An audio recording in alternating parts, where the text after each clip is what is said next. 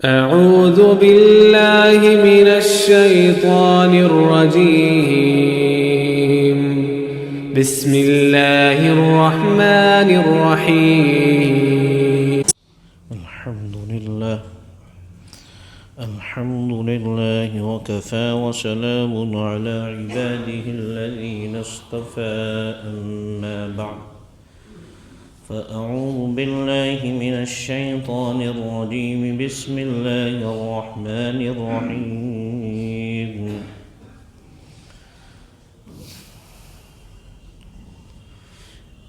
يا أيها الذين آمنوا قوا أنفسكم وأهليكم نارا وقودها الناس والحجارة عليها ملائكة غلاظ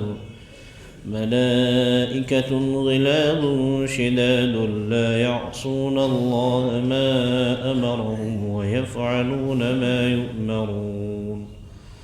صدق الله العلي العظيم. درود شریف پڑھے ایک مرتبہ اللہم صلی علی سیدنا محمد وعلی آل سیدنا محمد وبارک وسلم.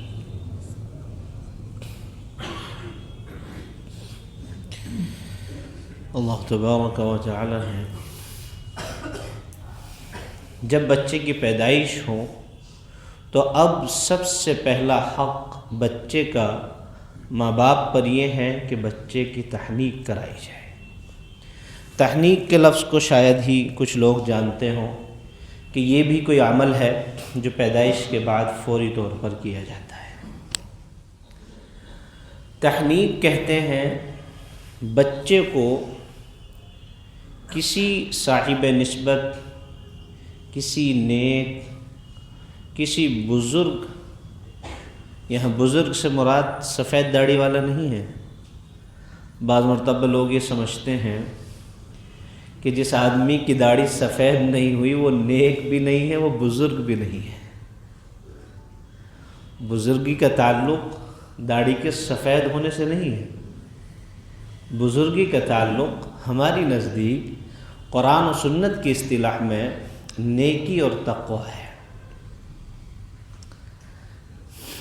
تحنیک کا عمل یہ ہے کہ بچے کی پیدائش کے بعد کسی اللہ والے سے شہد یا کھجور وغیرہ چبوا کر بچے کے تالو میں لگائی جائے.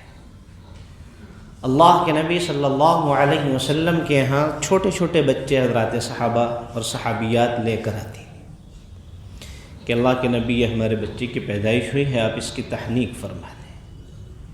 اور آقا صلی اللہ علیہ وسلم شہد میں اپنی زبان ڈبوتے اور اس شہد کو بچے کے تالو پر لگا دیتے. اور کبھی ایسا کرتے ہیں کہ کھجور چباتے اور وہ کھجور کا جو گودا نرم ہوتا ہے وہ بچے کے تالو پر لگا دیتے ہیں. اس کے اثرات یہ ہوتے ہیں کہ ان اللہ والوں کے اثرات اولاد میں منتقل ہوتے ہیں. سلسلہ نقشبندیہ کے ایک بہت بڑے بزرگ ہیں خواجہ باقی باللہ رحمۃ اللہ علیہ، صدر بازار میں ان کا مزار ہے. وہ ہندوستان کے اندر سلسلہ نقشبندیہ کو لے کر کے آئے اور ان کے ایک مرید ہیں مجدد الفسانی سید سرہندی رحمۃ اللہ علیہ، جو اپنے زمانے کے بہت زبردست صاحب نسبت بزرگ ہیں. اور بعض بزرگوں نے تو یہاں تک کہا کہ اللہ تعالیٰ نے ان کا فیض آج بھی اسی طرح جاری کیا ہوا ہے جس طرح ان کی زندگی میں تھا. لیکن چونکہ یہ چیزیں نہ تو عوام کو پتہ ہیں اور جب پتہ نہیں ہے تو ظاہر ہے کہ اس طرف عوام الناس کے لیے جانا بھی مناسب نہیں ہے. یہ تو صرف ان لوگوں کے لیے ہیں جو صاحب دل ہیں، جن لوگوں کا ایک تعلق ہے اہل اللہ سے، جن کے پاس وہ دولت نسبت ہے کیونکہ انہیں وہ تمام تر چیزیں نظر آتی ہیں. ان کی نیکی کی برکات دیکھیں آپ کہ اللہ تبارک و تعالی نے سید سرہندی رحمۃ اللہ علیہ کو بیٹے دیے ان میں ایک بیٹا ایسا تھا جس کا نام انہوں نے خواجہ محمد معصوم رکھا۔ خواجہ محمد معصوم، یہ کیوں رکھا؟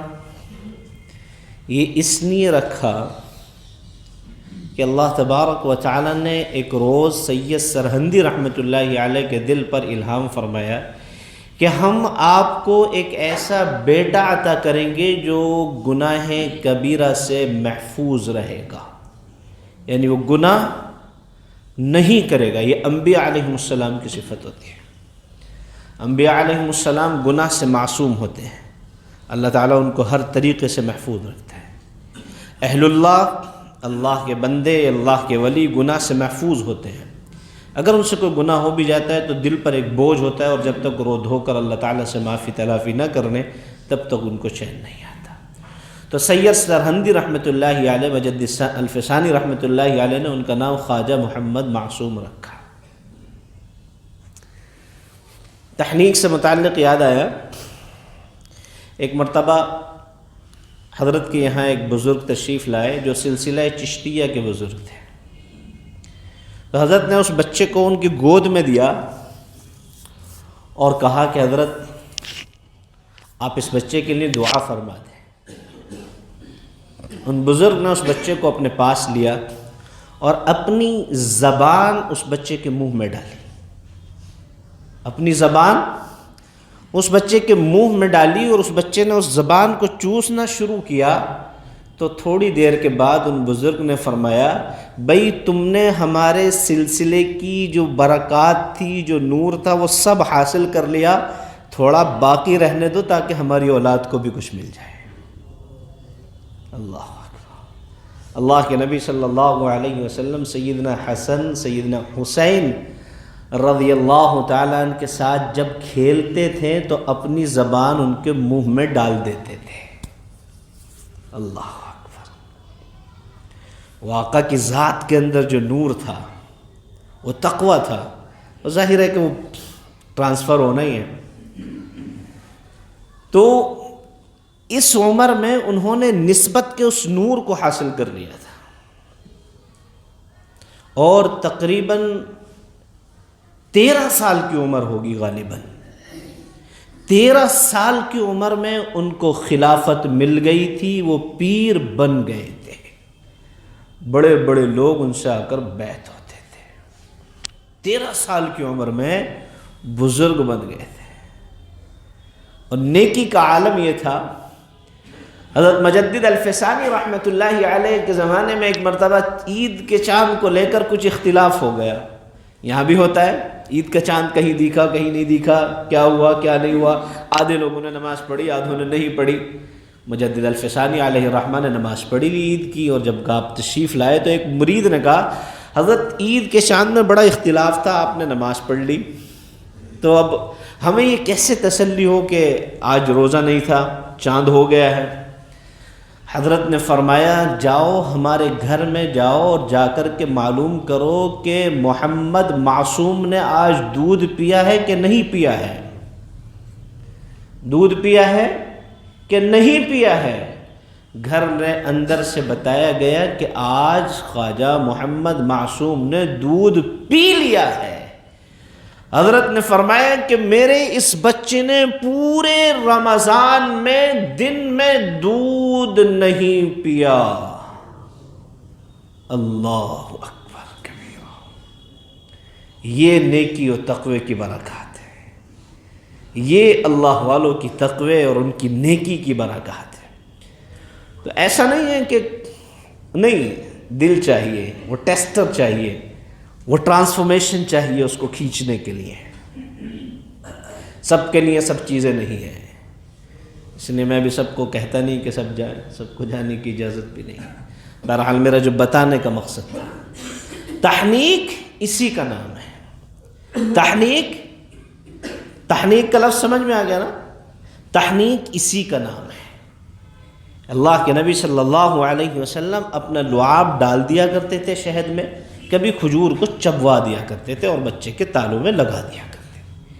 لیکن ہمارے ہاں چونکہ ہم اس سے بالکل لا علم ہیں، ہمیں معلوم بھی نہیں ہوتا ہے، اور ظاہر ہے کہ ہم معلوم کرنے کی زحمت بھی برداشت نہیں کرتے ہیں، ہم معلوم کرنے کی زحمت بھی برداشت نہیں کرتے. حالانکہ مولوی تو بیچارہ ایسا فری کا آدمی ہے کہ آپ اس سے 1000 بار مسئلے پوچھیں، 1000 بار آپ اس سے دینی کنسلٹیشن کریں، 1 پیسے کی فیس نہیں لیتا ہے. کسی ایڈوکیٹ سے جا کے آپ کنسلٹ کریں، کسی ڈاکٹر سے کنسلٹ کریں، کوئی فیس، بغیر فیس کے آپ سے بات نہیں کریں.